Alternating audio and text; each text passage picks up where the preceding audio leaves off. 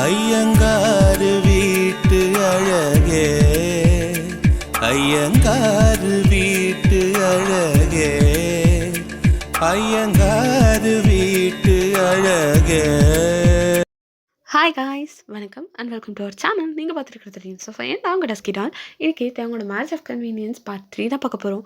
சரி வாங்க, time waste பண்ணாமல் வீடியோக்குள்ளே போகலாம். ஸோ லாஸ்ட் எபிசோடில் தேவங்க என்னோட ஃபோட்டோவை பார்த்து அட்மையர் பண்ணிகிட்டு இருக்கிறதோட முடிச்சிருந்தேன். ஸோ இந்த எபிசோட் அதுலேருந்தே கண்டினியூ பண்ணிக்கலாம். என்னோட ஃபோட்டோவை பார்த்து சிரிச்சுக்கிட்டே இருக்காரு. அப்போ அவருக்கு ஒரு கால் வருது. ஸோ அந்த கால் அட்டென்ட் பண்ணி பேசுகிறாரு. ஹலோ, என்ன நான் சொன்னதெல்லாம் முடிச்சிட்டியா? அப்போது அங்கே எதிரில் இருக்கவங்க என்ன சொன்னாங்கன்னு தெரியல. அவருக்கு செம்ம கோவம் வருது. அவர் பயங்கரமாக பிடிச்சி கத்திக்கிட்டு இருக்காரு. அப்போது ரூம் டோர் ஓப்பன் ஆகிற சவுண்ட் கேட்குது. ஒயன்தா அவரோட சாரி பல்லு கையில் பிடிச்சிட்டு ஒரு குழந்த மாதிரி அதை சுற்றிக்கிட்டே வந்துட்டுருக்கா. தேவங்க அவளை பார்த்த உடனே நான் அப்புறம் கூப்பிட்றேன், நீ காலவே அப்படின்னு சொல்லி அந்த காலை கட் பண்ணிவிட்டு வயனை பார்க்குறாரு. எவ்வளோ நேரம் கோவமாக கத்திட்டு இருந்திருக்கு. வயன் நடந்து வர போஸையும் ஸ்டைலையும் பார்த்த உடனே சிரிப்பாக வருது. ஏய் வயன், இங்கே வா. என்ன சொல்லுங்க, எதுக்கு இந்த மாதிரி பண்ணிட்டு இருக்க? இல்லை, அம்மா என்ன இங்கே தான் தூங்கணும்னு சொல்லிடுச்சா, அதான் என்ன பண்ணுறதுன்னு யோசிச்சுட்டு இருக்கேன். என்ன அது? அம்மா ஒன்று நீங்கள் வந்து என் ரூமில் தூங்கணுமா, இல்லை நான் உங்கள் ரூமில் தூங்கணுமா? எனக்கு என் ரூம் தான் கம்ஃபர்டபுளாக இருக்கும். என்னால் ரூம்லாம் மாற முடியாது. நீங்கள் வேணா இங்கே வந்து படுத்துக்கோங்க, நான் உங்களுக்கு ஒரு பில்லோவும் பெட்ஷீட்டும் தரேன். அதோ இந்த சோஃபாவில் படுத்துக்கிறீங்களா? அப்படியே வயனை பார்த்து முறைக்கிறாரு. ஏண்டி, என் ஹைட்டுக்கு என்னால் அந்த சோஃபாவில் படுக்க முடியும்னு நீ நினைக்கிறியா? பின்ன அதுக்குன்னு நானும் போய் சோஃபாவில் படுக்க முடியும், நீங்களே படுத்துக்கோங்க அப்படின்னு வயன் சொன்னதும் வயனை பார்த்து பயங்கரமாக முறைக்கிறாரு. முறைச்சிட்டே போய் அவள் காது பிடிச்சி திருக்கி அவரோட ரூமுக்கு வயனை இழுத்துட்டு போகிறாரு. இங்கே கூட்டிகிட்டு போயிட்டு, இங்கே பார், இந்த பெட்டில் சைலண்ட்டாக படுத்து தூங்கு. ஒரு ரூம்லலாம் வந்து என்னால் ஸ்டே பண்ண முடியாது. சைலண்ட்டாக இனி இங்கே தான் நீ ஸ்டே பண்ணணும், புரியுதா? மயன் திரு திருன்னு முழிச்சிட்ருக்கா. என்ன முழிக்கிற அப்படின்னு கொஞ்சம் சவுண்டாக கேட்க மயன் பார்த்துட்டு, சரி நான் இங்கேயே ஸ்டே பண்ணிக்கிறேன், அதுக்கே எப்படி முறைக்கிறீங்க அப்படின்னு மயனும் பேசிட்டு சைலண்ட்டாக போய் அந்த பெட்டில் படுத்து தூங்கிடுறான். தேவங்க மயனை எந்த டிஸ்டர்பும் பண்ணல, அவருமே போய் சைலண்ட்டாக படுத்து தூங்கிறாரு. ஸோ நெக்ஸ்ட் டே மார்னிங் தேவங்க தான் ஃபர்ஸ்ட் எழுந்திருக்கிறாரு. எந்திரிச்சு அவர் பார்க்குறப்போ ஒயின் தேவங்க கட்டி பிடிச்சிட்டு படுத்துட்ருக்கா. ஒரு குழந்த எப்படி போய் ஸ்னகிள் பண்ணி தூங்குமோ அந்த மாதிரி தேவங்களோட செஸ்ட்டில் புதஞ்சு போய் தூங்கிட்டு இருக்கா. அவளை பார்த்ததும் தேவங்க சிரிப்பு தான் வருது. அவளை பொறுமையாக அவருடைய தலையை லிஃப்ட் பண்ணி அங்கே இருக்க பில்லோவில் படுக்க வச்சுட்டு அவர் போய் குளிச்சுட்டு அவரோட ஆஃபீஸ்க்கு ரெடி ஆகிட்டு இருக்காரு. அப்போ தான் ஒயின் எந்திரிக்கிறான். எந்திரிச்சிட்டு, இது என்ன ரூம் வித்தியாசமாக இருக்கு, நம்ம ரூம் மாதிரி தெரியலையே அப்படின்னு சொல்லிட்டு அப்படியே திரும்பி பார்த்தா அங்கே தேவம் அவரோட ஷர்ட் பட்டன் போட்டுட்ருக்காரு. அதை பார்த்துட்டு, நீங்கள் ஏன் ரூமில் பண்ணுறீங்க அப்படின்னு வயன் அதறிட்டே கேட்க தேவம் அவரை பார்த்துட்டு, இது திருந்தாது அப்படிங்கிற மாதிரி தலையை மட்டும் அசைச்சிட்டு அவர் வேலையை பார்த்துட்ருக்காரு. அப்போ வயன், நான் தான் கேட்குறேன்ல, என்ன பண்ணிகிட்டு இருக்கீங்க? அதுவும் ஏன் ரூமில் இப்படி அரையும் குறையமாக நின்றுட்டுருக்கீங்க, அறிவெல்லாம் உங்களுக்கு அப்படின்னு வயன் திட்ட திரும்பி வயனை பார்த்தா அக்கேன்னு முறைக்கிறாரு. என்ன முறைக்கிறீங்க, என் ரூமில் என்ன பண்ணிகிட்டு இருக்கீங்க அப்படின்னு வயன் எந்திரிச்சு வந்து கேட்க தேவங்க அப்படியே முன்னாடி வந்து அவளை பிளாக் பண்ணுறாரு. ஏய், நல்லா கண்ணை திறந்து பாரு, இது என்னோட ரூம் அப்படின்னு தேவங்க சொல்ல, உங்களோட ரூமா? உங்களோட ரூமில் நான் என்ன பண்ணுறேன்? ஆமாம், இது உங்களோட ரூமு. ஆமாம், நான் ஏன் இங்கே வந்தேன்? ஏய், உனக்கு என்ன மெமரி லாஸா, நடந்ததெல்லாம் மறந்துடுவியா என்ன அப்படின்னு தேவம் கேட்க எனக்கு அப்போ தான் ஞாபகம் வருது, அவருக்கு கல்யாணம் ஆகிடுச்சு, இப்போ அவள் இருக்கிறது அவள் ஹஸ்பண்டோட ரூம்லங்கிறது. வயன் அவள் தலையிலேயே 2 அடி அடிச்சிட்டு, சாரி, நான் ஏதோ பழக்க தோஷத்தில் கேட்டுட்டேன்.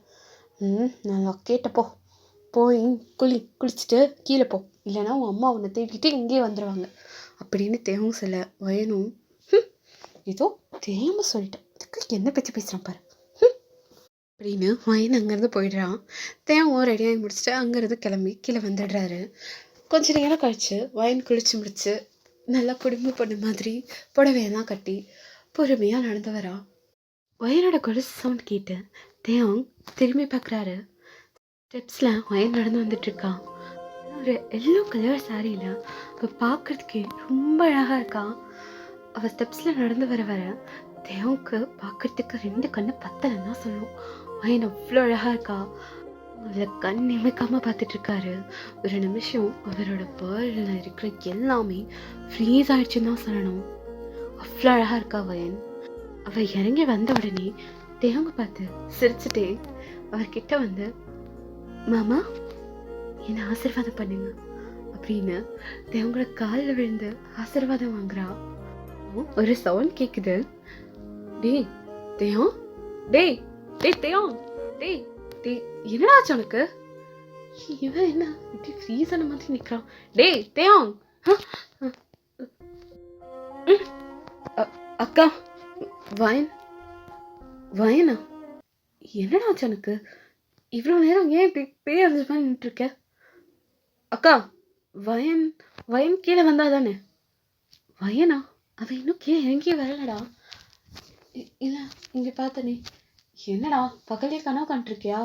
அவன் இன்னும் இறங்கி வரல. வரலையா? இப்போ என்ன கனவா அப்படிங்கிற மாதிரி தேவன் யோசிச்சுட்ருக்காரு. ஸோ உண்மையாக அப்போ தான் வயன் நெருங்கி வரான். ஆனால் தேவங்க எக்ஸ்பெக்ட் பண்ண மாதிரி இல்லை. அவள் சுடிதார் போட்டுட்டு காலேஜ்க்கு கிளம்பி ரெடியாகி வந்துட்டுருக்கா. வேக வேகமாக வந்த வயன், மா எனக்கு டைம் ஆயிடுச்சுமா, காலேஜ்க்கு டைம் ஆயிடுச்சு, வந்து எழுப்பி விட்டுருக்கலாம்ல, பாரு எனக்கு லேட் ஆகிடுச்சு, எனக்கு லேட்டாக போயிட்டு ஃபஸ்ட்டு வரே பாரு செம்மையை திட்டு வாங்க போகிறேன். ஏய் சாப்பிட்டு போடி. அம்மா எனக்கு டைம் ஆயிடுச்சு. ஏய் சாப்பிட்டு போடி, நான் யாரையாவது அனுப்பி ட்ராப் பண்ண சொல்கிறேன். இப்படியா? சரி ஓகே எடுத்து வை. என்னம்மா சமைச்ச? உனக்கு பிடிச்சதா? என்னது எனக்கு பிடிச்சதா?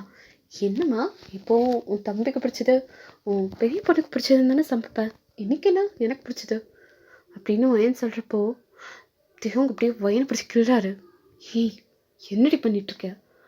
ஐயோ சாரி மா, அது அதெல்லாம் ஒன்றும் இல்லை வயன், நீ சாப்பிடு வா. சாரிம்மா. ஏய் என்னடி இதெல்லாம் ஒன்றும் இல்லை, நீ வா உட்காந்து சாப்பிடு, டைம் ஆகுதுன்னு இல்லை? ஐயோ அதை மறந்துட்டேன். ஆமாம் டைம் ஆயிடுச்சு, நீ வை அப்படின்னு சொல்லிட்டு வயன் சாப்பிட்டுட்ருக்கா. இப்போது தேவோட அக்கா கேட்குறாங்க, வயன் சொல்லுமா, ஏண்டி நீ இன்னைக்கு காலேஜ் போய் தான் ஆகணுமா? நான் ஆல்ரெடி 1 வீக் லீவ் போட்டேன், இதுக்கே நான் என்ன பண்ணுறதுன்னு தெரியல, நீ என்னடா மறுபடியும் லீவ் போட சொல்கிற?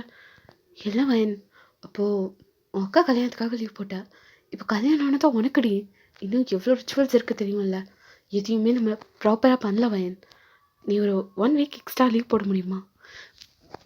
அதுக்குள்ளே வாய்ப்பே இல்லை, எனக்கு செமஸ்டர் கிட்ட வந்துருச்சு, இப்போ தான் என்னால் லீவ் போடவே முடியாது, நான் காலேஜ் கிளம்பினப்பா, இதுக்கு மேலே என்னை லீவ் போடுன்னு சொன்னால் அவ்வளோதான், என்னால் முடியாது அப்படின்னு வயன் சொல்ல, வயனோட அம்மாவும் சரி விடு பார்த்துக்கலாம் அப்படிங்கிற மாதிரி சொல்லிட்டாங்க. ஆனால் இங்கே டல்லாக இருக்கிறது என்னமோ தேவை. அடுத்த நாளே இவரை ஆஃபீஸ் போக சொல்கிறாங்க. அவள் என்னடானா நான் காலேஜ் போகிறேங்கிறா. அப்படி இருக்கிறப்போ அவருக்கு எந்த மாதிரி ஒரு ஃபீலிங் இருக்குன்றத நம்மளே புரிஞ்சுக்கணும்ல, அப்படி தான் இருக்காரு தேவம். அப்போது தேவம் ஒரு மாதிரி சைலண்டாக உட்காந்து சாப்பிட்டுருக்காரு. என்னோட அம்மாவும், டே தேவம் ஏன் அப்படி உட்காந்துருக்க, நல்லா சாப்பிடு. அம்மா நீ ஆஃபீஸ் போகிறல்ல? ஆமாம் போகிறேன், வேற என்ன பண்ண சொல்கிறேன் அப்படிங்கிற மாதிரி தேவம் சொல்ல, வயனோட அம்மா ஏதோ நோட் பண்ணுறாங்க.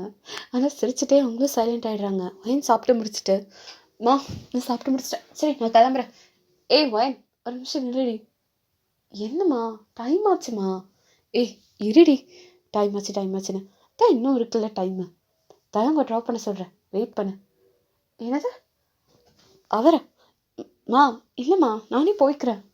ஏய் அதெல்லாம் ஒன்றும் வேணாண்டி, தேவங்க வந்து உன்னை ட்ராப் பண்ணுவான், நீ வெயிட் பண்ணு. சரி அப்படின்னு சொல்லிட்டு வயன் போய் அங்கே சோஃபாவில் உட்காந்துட்ருக்கா. இப்போ தான் தேவன் மூஞ்சில் ஒரு சிரிப்பேட்டி பார்க்குது. பரவாயில்ல அட்லீஸ்ட் நம்ம கூட கார்லையாச்சும் அனுப்புகிறாங்களே அப்படிங்கிற மாதிரி தான் அவரோட மைண்ட் செட் இருக்குது. சாப்பிட்டு முடிச்சுட்டு தேவன் வயனை கூப்பிட்டு காரில் கிளம்புறாரு. அவரை ட்ரைவ் பண்ணிகிட்ருக்காரு. அப்போது வயன் ஃப்ரெண்ட் சீட்டில் உட்காந்து பாட்டு கேட்டுட்டு வந்துட்டுருக்கா. வயன் தலையை ஆட்டி ஆட்டி பாட்டை கேட்டுட்ருக்கிறத தேவன் பார்க்குறாரு. பார்த்து ரசிக்கிறாரு. இதுக்கு முன்னாடி மகன் இந்த மாதிரி ஏதாவது பண்ணால் அவருக்கு அப்படியே டென்ஷன் தான் ஆகும். ஆனால் இப்போ ஏனோ இது எல்லாத்தையும் ரசிக்க தோணுது. அவருக்கு கிரிஞ்சு கூட இப்போது க்யூட்டாக தெரியுதுன்னு தான் சொல்லணும். எல்லாம் என்ன ஃபீலிங்ஸ்னே அவரால் புரிஞ்சுக்கவே முடியல. என்ன பண்ணுறது, இதுக்கு முன்னாடி காதலிச்சிருந்தா தெரிஞ்சிருக்கோம் அப்படிங்கிற மாதிரி அவரோட மனசாட்சியே அவரை கேள்வி கேட்குது. ஆனால் தேவங்க அது எல்லாத்தையும் இக்னோர் பண்ணிவிட்டு வயனையே பார்த்துட்ருக்காரு. இப்போது அந்த கார் ரைடில் ரொம்ப சைலண்ட்டாக போகிற மாதிரி வயனுக்கு ஃபீல் ஆகுது. ஸோ அவள் பாட்டு ஆஃப் பண்ணிவிட்டு தேவன் கூட பேசிகிட்டு இருக்கா. அம்மா, அடுத்த எங்கே, ஆஃபீஸ்க்கா அப்படின்னு வயன் கேட்க, இல்லை பீச்சு பார்க்குன்னு போய் சுத்த போகிறேன் அப்படின்னு தேவங்க சொன்னதும், இந்த மக்கள் தானே வேணாங்கிறது, நானே எவ்வளோ சைலண்ட்டாக வந்து கேட்குறேன். இவருக்கு குழப்பம் பார்த்தியா, இதுக்கு தான் இவர்கிட்டலாம் பேசவே கூடாது அப்படிங்கிற மாதிரி வயன் மனசில் நினச்சிட்ருக்கா. ஆனால் தேவங்க கொடுக்குற ரியாக்ஷன் வச்சு அவள் என்ன யோசிக்கிறாங்கிறத கரெக்டாக புரிஞ்சுக்கிறாரு. என்ன மனசில் என்ன திட்டிகிட்ருக்கியா? அவங்களை திட்டினோன்னா மனசில் இல்லை, மூச்சுக்கு நேராகவே திட்டுவேன் அப்படின்னு வயன் சொல்ல. ஆனால் இதுக்கு வாய்ப்பாரு, என் அக்கா மாதிரி கொஞ்சமாவது இருக்கா. ஹலோ சார், உங்கள் அக்காவை விட நான் கம்மியாக தான் பேசுகிறேன் அப்படின்னு வயன் சொல்ல. இப்படி இந்த 2 பேரும் டாம் அண்ட் ஜெர்ரி மாதிரி அடிச்சுக்கிட்டே இருக்காங்க. சரி, இது டைவர்ட் பண்ணி நார்மலாக ஏதாவது பேசலான்னு தேவாங்க வயன்கிட்ட, வயன் இன்னும் காலேஜ் முடிய எவ்வளோ நாள் இருக்குது அப்படின்னு கேட்குறாரு. அப்போ வயன், இது ஃபைனல் செமஸ்டர் தானே, இன்னும் 3 months தான் இருக்குது, அதுக்கப்புறம் எக்ஸாம் முடிச்சிட்டா அவ்வளோதான், கம்ப்ளீட் அப்படின்னு வயன் சொல்கிறப்போ, தேவம் எனக்கு ஹையர் ஸ்டடீஸ் பண்ணுற ஐடியா இருக்கா வயன் அப்படின்னு தேவம் கேட்க, எனக்கும் இருக்குது, ஹையர் ஸ்டடீஸ் பண்ணணும், பிஜி கண்டினியூ பண்ணணும். ஆனால் அம்மா என்ன பண்ணுவாங்களான்னு தெரியல. பிகாஸ் மேரேஜ் ஆகிடுச்சு, இதுக்கப்புறம் ஃபேமிலியை பார்க்கணும், எக்ஸட்ரா எக்ஸட்ரா அப்படின்னு ஏதாவது சொல்லுவாங்களோ தான். வயன், உனக்கு படிக்கணும்னு ஆசை இருக்குல்ல, நீ படி, உனக்கு என்ன படிக்கணும்னு தோணுதோ நான் உன்னை படிக்க வைக்கிறேன். என்னால் எந்த ஒரு சுச்சுவேஷன்லையும் உன்னோட ஸ்டடீஸோ இல்லை உன்னோட கெரியரோ ஸ்பாயில் ஆகாது. உனக்கு என்ன படிக்கணும்னு ஆசையாக இருக்கோ படி. உனக்கு பிஸ்னஸ் பண்ணணுமா பிஸ்னஸ் பண்ணு, உனக்கு வேறு ஏதாவது ஒர்க் பண்ணணுமா அந்த ஒர்க்கை பண்ணு. உனக்கு எந்த ப்ரொஃபஷன் பிடிக்குதோ அதை நீ சூஸ் பண்ணி உன்னோட லைஃப்பில் நீ சக்சீடாக இருக்கணும். அந்த விஷயத்தில் நான் என்றைக்குமே தலையிட மாட்டேன். அதில் உனக்கு ஃபுல் இண்டிபெண்டன்ஸ் இருக்குது, அதில் தலையிடுறதுக்கு எனக்கு எந்த ஒரு ரைட்ஸும் கிடையாது அப்படின்னு தேவங்க சொல்கிறாரு. வயனுக்கு இது ஒரு மாதிரி ஹாப்பியாக இருக்குது. பிகாஸ் வயன் நினச்சிட்டு இருந்தா அவளுக்கு கல்யாணம் ஆகிடுச்சு, இதுக்கப்புறம் அவள் பிடிச்ச மாதிரி அவளோட லைஃப் போகாது. என்ன தான் பேரண்ட்ஸ் சொல்லி அவள் ஏற்றுக்கிட்டு இருந்தாலும், அவள் மாமாவை அவள் கல்யாணம் பண்ணியிருந்தாலுமே கூட அவளுக்கு ஒரு பயம் இருந்துகிட்டே இருந்திருக்கும். அவளோட ஸ்டடீஸ்லேயும் கெரியர்லேயும் எப்படி ஃபோக்கஸ் பண்ண முடியும் அப்படிங்கிற மாதிரி ஒரு பதட்டம் வயனுக்கு இருந்துகிட்டே தான் இருந்திருக்கும். ஆனால் இப்போ தேவங்க சின்னத்தில் அது எல்லாமே வயனுக்கு சால்வ் ஆகிடுச்சு. ஸோ இப்படி கொஞ்சம் நேரம் ட்ராவலுக்கு அப்புறம் தேவங்க வயனை ட்ராப் பண்ணிவிட்டு அங்கே இருந்து அவளுக்கு பாய் சொல்லிட்டு கிளம்பி போய்ட்றாரு. அந்த காரில் இருந்து இறங்கி சிரிச்சிட்டே வந்த வயன் அங்கே ஒரு பையனை பார்க்குறா. அந்த பையன் குடுக்குறோன்னு வயன்கிட்ட ஓடி வந்துட்டு, என்ன வயன், உங்கள் அக்காவுக்கு கல்யாணம்னா கடைசியில் பார்த்தா உனக்கு கல்யாணம் ஆயிடுச்சா அப்படின்னு அந்த பையன் கேட்க, ஜிமனா என்ன உன் பிரச்சனை? இல்லை வயன், உன் கல்யாணத்துக்கு நாங்கள்லாம் எவ்வளோ பிளான் பண்ணி வச்சுருந்தோம், இப்படி எல்லாமே சொதப்பிடுச்சே வயன் அப்படின்னு கேட்குறப்போ, ஜிமன் நானே இப்போ தான் ஜிமன் வீட்டில் இருந்து கொஞ்சம் எஸ்கேப் ஆகி வந்திருக்கேன், நீ வேறு இங்கே ஏதாவது பேசி நான் கல்யாணம் அடிச்சு போட்டு கொடுத்துடாது ஜிமன் அப்படின்னு வயன் ஜிமன் கிட்டே சண்டை போட்டுட்ருக்கேன். என்ன வயன், நான் போய் அதை சொல்ல வேணாம், நீ தான் சொல்லுவேன். பொண்ணுங்களை விட அதிகமாக கோசப் பண்ணுறது நீ தான். உன்கிட்ட ஏதாவது சொன்னேன்னு வச்சுக்கோ, அடுத்த நிமிஷமே காலேஜ் ஃபுல்லாக பரப்பி விட்டுருவேன். இப்போவே எத்தனை பேர்கிட்ட சொன்னேன்னு தெரியலை. இங்கே பாரு வயன், அதெல்லாம் மற்றவங்க விஷயத்தில் நீ என்னோட பெஸ்ட் ஃப்ரெண்டு, இன்னும் எப்படி வயன்? அதுதான் சொன்னேன்னு எனக்கு பயமாக இருக்குது. அடா அதெல்லாம் ஒன்றும் இல்லை வா வயன் அப்படின்னு சொல்லிட்டு என்னோட ஷோல்டரில் கையை போட்டு என்னை கூட்டிகிட்டு போயிடுறான். இப்போ தேவங்க சைட் பார்த்தா தேவங்க அவரோட ஆஃபீஸ்க்கு போயிட்டாரு. இப்போது அவரோட கேபினில் உட்காந்துருக்காரு. அப்போ அவருக்கு ஒரு கால் வருது. அந்த கால் அட்டென்ட் பண்ணி, பரவாயில்ல எல்லா வேலையும் கரெக்டாக முடிச்சிட்டிங்க, சரி இப்போது நான் சொன்ன மாதிரியே செஞ்சிடு அப்படின்னு தேவங்க சொல்ல, அந்த பக்கம் இருக்கவங்க, ஓகே பாஸ், நீங்கள் சொன்னதை செஞ்சு முடிச்சுட்டு நான் அங்கே கிளம்பி வரேன் அப்படின்னு அவர் சொல்லிவிட்டு காலை கட் பண்ணிடுறாரு. அப்போது தேவம் அவரோட மொபைல் ஸ்க்ரீனில் இருக்க ஒயினோட ஃபோட்டோவை பார்த்து ஸ்மெக் பண்ணுறாரு. ஸோ இதோட இந்த எபிசோட் முடிஞ்சிருச்சு. சாரி, என்னால் வந்து கண்டினியூவாக வீடியோ போட முடியல, மன்னிச்சிருங்க. நான் வந்து ரெகுலராக வீடியோ போடணும்னு நினச்சேன், பட் என்னால் சத்தியமாக ரெக்கார்ட் பண்ண முடியல. ஏதாவது ஒரு டிஸ்டர்பன்ஸ் வந்துகிட்டே இருந்துச்சு. இப்போ எனக்கு த்ரோட் கிளியர் ஆகிடுச்சு. ஆனால் இதை நான் ரிப்பீட் கேட்குறப்போ எனக்கு வந்து கோட் பிடிச்சிருந்தப்போ இந்த வாய்ஸே நல்லா இருந்துச்சுன்னு தோணுச்சு. நான் வந்து லாஸ்ட்டு 2 வீடியோவில் சொல்லியிருந்தேன், என்னோடய வாய்ஸ் சுத்தமாக நல்லா இல்லை, எனக்கு பிடிக்கல, நான் எப்படி பேசணும்னு தெரியல அப்படின்னு நான் சொல்லியிருந்தேன். ஆனால் அதில் கமெண்ட் போட்டிருந்தீங்க. எனக்கு அந்த கமெண்ட் படிக்கிறப்ப எனக்கு அவ்வளோ சந்தோஷமாக இருந்தது. நான் என் ஃப்ரெண்ட் கிட்டே சொல்லி சிரிச்சுட்டே இருந்தேன். பிகாஸ் எனக்கு அவ்வளோ ஹாப்பியாக இருந்துச்சு கமெண்ட்ஸ் பார்க்குறப்போ. எனக்கு வந்து நீங்கள் லைக் போடலன்னா கூட பரவாயில்ல, நீங்கள் எனக்கு கமெண்ட்ஸ் போட்டால் போதும், எனக்கு அப்படி தான் இருந்துச்சு. ஏன்னா அதில் தான் நம்ம பண்ணுறது கரெக்டாக தப்பா, நல்லா பேசுகிறோமா இல்லையா அப்படின்னு சொல்லிட்டு நம்ம தெரிஞ்சுக்க முடியும். ஸோ நான் வந்து ரொம்ப எக்ஸ்பெக்ட் பண்ணது கமெண்ட்ஸ் தான்.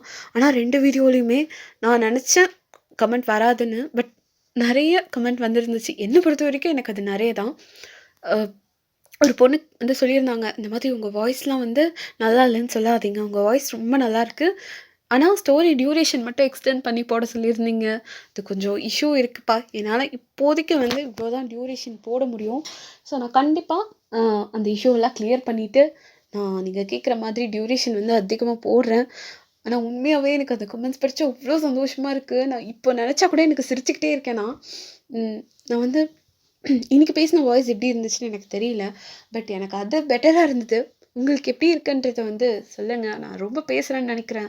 இரிட்டேட் ஆச்சுன்னா கட் பண்ணிவிடுங்க. சரி, ஓகே, பாய். கமெண்ட்ஸ் மட்டும் பண்ணிவிடுங்க. டாடா.